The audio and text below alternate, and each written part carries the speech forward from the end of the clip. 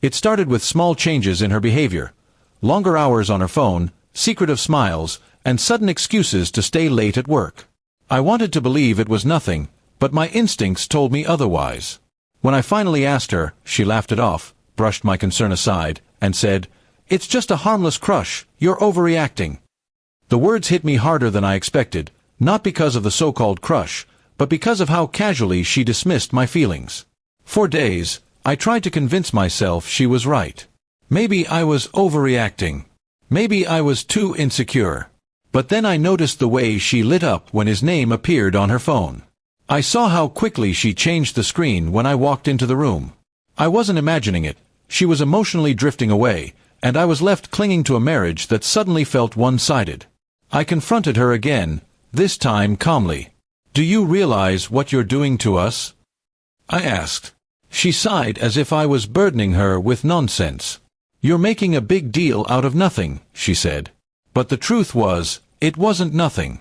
A crush might start as innocent, but when it grows into secret messages, hidden laughter, and constant daydreaming about someone else, it stops being harmless.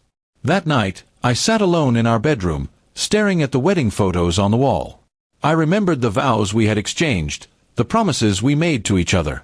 And yet here we were, with her telling me I was overreacting while she gave pieces of herself to another man. I felt like a fool for fighting for someone who didn't see the damage she was causing. The next morning, I decided not to argue anymore. Instead, I quietly gathered proof of their conversations, the late-night chats, the photos she had tried to hide. I didn't do it out of spite. I did it because I needed clarity. I needed to know if I was truly losing my mind or if she was gaslighting me. The evidence told me everything. She wasn't just crushing on him. She was invested. When I showed her what I found, she turned pale. She tried to explain, to say it was still nothing serious.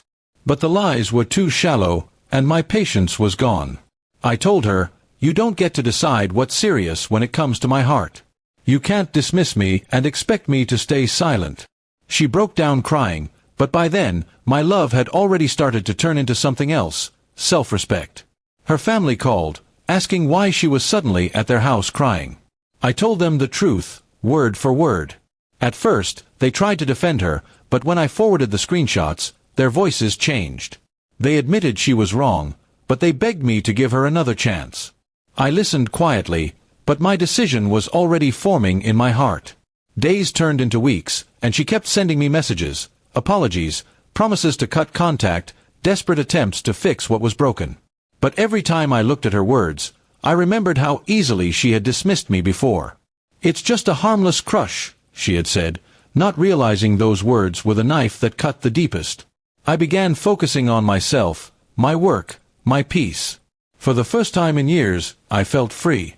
Friends invited me out, and I realized how much of myself I had lost while trying to protect a marriage that wasn't being protected by both of us. It was liberating and heartbreaking all at once. Finally, I sat across from her one last time. I told her, love isn't about dismissing each other's pain. It's about protecting each other from it.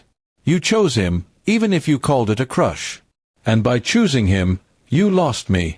She begged me to reconsider, but my heart was firm. I filed for divorce soon after. It wasn't easy, but it was necessary.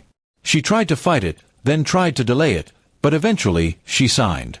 Our marriage ended not with a loud explosion but with quiet papers that carried years of broken trust. Months later, I heard through mutual friends that the man she had called her harmless crush moved on from her quickly. She was left alone, realizing too late that she had traded a marriage for a fleeting infatuation. As for me, I had already closed that chapter. I walked away with my dignity intact. And whenever I remember her words, I don't feel anger anymore. I just remind myself, the moment she dismissed my heart, she freed me to protect it myself.